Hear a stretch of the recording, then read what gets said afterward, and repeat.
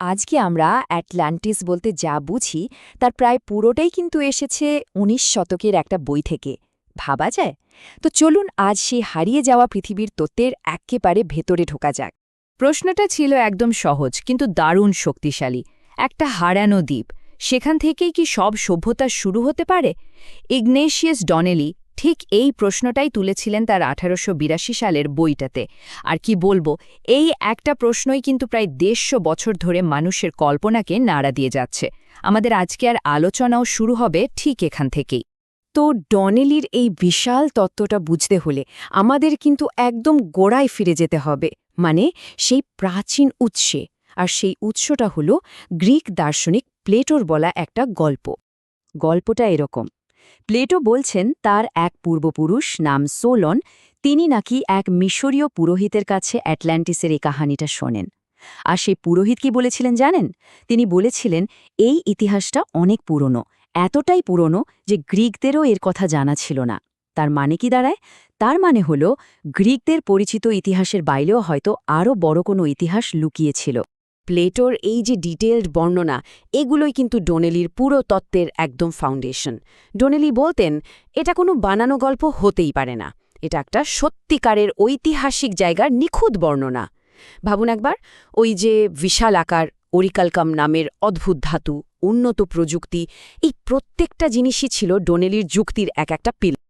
আচ্ছা, প্লেটোর গল্প তো গেল, এবার আসা যাক ডনেলির নিজের যুক্তিতে। তার প্রথম এবং সবচেয়ে বড় যুক্তিটা কী ছিল জানেন? তিনি বিশ্বাস করতেন পৃথিবীর প্রায় সব সংস্কৃতিতে যে একটা বড় বন্যার গল্প পাওয়া যায়, সেটা আসলে অন্য কিছু নয়, অ্যাটলান্টিস ডুবে যাওয়ারই একটা কালেকটিভ মেমোরি বা সম্মিলিত স্মৃতি। এখানে পাশাপাশি দুটো প্রাচীন মহাপ্লাবনের গল্প রাখা আছে, বাম দিকে বাইবেলের গল্প আর ডান দিকে ক্যালডিওদের। দুটো গল্পের মিলগুলো একবার দেখুন।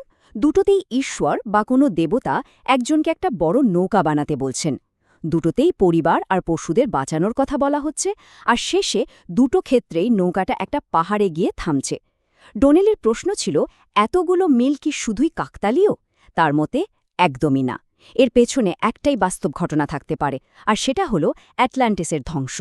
শুধু বন্যার গল্পই নয়, ডোনেলির যুক্তির পরের ধাপটা আরও বেশি ইন্টারেস্টিং।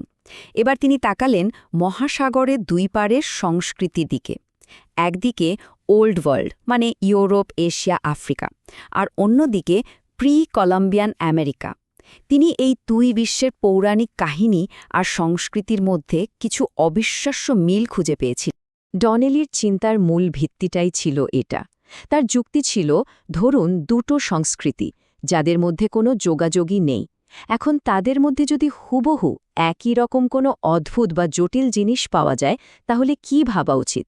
ডনেলি বলছেন, তখন আমাদের ধরে নিতেই হবে যে তারা আলাদাভাবে এটা আবিষ্কার করেনি, বরং তাদের একটা কমন সোর্স বা সাধারণ উৎস ছিল।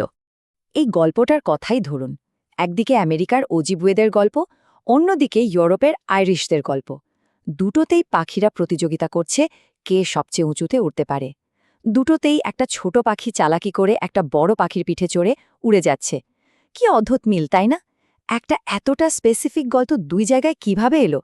ডোনেলির কাছে এর একটাই উত্তর ছিল, এটা কোনোভাবেই কাকতালীয় নয়, নিশ্চয়ই তাদের একটা সাধারণ উৎস ছিল, আর সেই উৎসটা হলো অ্যাটলান্টিস। এতক্ষণ তো আমরা গল্প আর কাহিনীর কথা শুনলাম, কিন্তু এবার ডোনেলির সম্ভবত সবচেয়ে শক্তিশালী যুক্তিগুলোর একটার দিকে নজর দেওয়া যাক। তার দাবি ছিল ফিনিশীয় বর্ণমালা, যেখান থেকে আমাদের আজকের বর্ণমালা এসেছে, আর বহু দূরের মধ্য আমেরিকার মায়া সভ্যতার বর্ণমালা, এই দুটোর উৎস আসলে একই। আচ্ছা, পরের তুলনাটা বোঝার আগে ছোট্ট একটা জিনিস পরিষ্কার করে নেওয়া যাক। ধ্বনিভিত্তিক বর্ণমালা বা ফোনেটিক অ্যালফাবেট কি? খুব সহজ করে বললে, এটা এমন একটা লেখার সিস্টেম যেখানে প্রত্যেকটা চিহ্ন কোনো ছবি না, বরং একটা সাউন্ড বা ধ্বনিকে বোঝায়। এবার এই টেবিলটার দিকে একটু ভালো করে তাকানো যাক। এখানে মায়া আর ফিনিশীয় বর্ণমালার কিছু অক্ষরের পাশাপাশি তুলনা করা হয়েছে। মিলগুলো কি চোখে পড়ছে? যেমন ধরুন এইচ বা এন এর চিহ্নটা, দুটোতেই কেমন একটা সাপের মতো আকৃতি, বা ও অক্ষরটা দেখুন, দুটোতেই একটা বৃত্ত। ডোনেলির মতে এগুলো শুধুই দেখতে একরকম তা নয়, এগুলো প্রমাণ করে যে এই দুটো বর্ণমালাই আসলে একটা হারিয়ে যাওয়া মাদার অ্যালফাবেট থেকে এসেছে আর সেটা হলো অ্যাটলান্টিসের বর্ণমালা। তো আমরা আলোচনার প্রায় শেষের দিকে চলে এসেছি। ডোনেলির এই সমস্ত যুক্তিকে যদি আমরা এক করি তাহলে যে ছবিটা দাঁড়ায় সেটা কিন্তু বিশাল। তিনি আসলে অ্যাটলান্টিসকে মানব সভ্যতার একমাত্র উৎস বা আতুরঘর হিসেবে দেখছিলেন। আর এটাই ডনেলির বইয়ের একেবারে মূল কথা। তার তত্ত্ব অনুযায়ী সভ্যতা কোনো আবিষ্কার নয়, এটা আসলে একটা উত্তরাধিকার। মানে প্রাচীনকালের যত শিল্প, বিজ্ঞান, ধর্ম, শাসন ব্যবস্থা এগুলো কোনো কিছুই আলাদা আলাদাভাবে তৈরি হয়নি, বরং সবই অ্যাটলান্টিস নামের এক উৎস থেকে পাওয়া একটা প্যাকেজের মতো। শেষ করার আগে একটা প্রশ্ন, ডনেলির এই তত্ত্ব সত্যি নাকি পুরোটাই কল্পনা, সে বিতর্ক চলতেই থাকবে।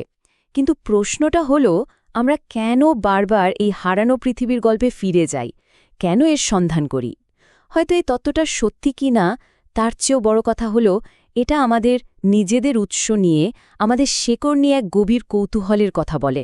এক হারানো স্বর্ণযুগের জন্য আমাদের মনের ভেতরে যে একটা টান কাজ করে, হয়তো তারই প্রতিফলন এই অ্যাটলান্টিসের সন্ধান।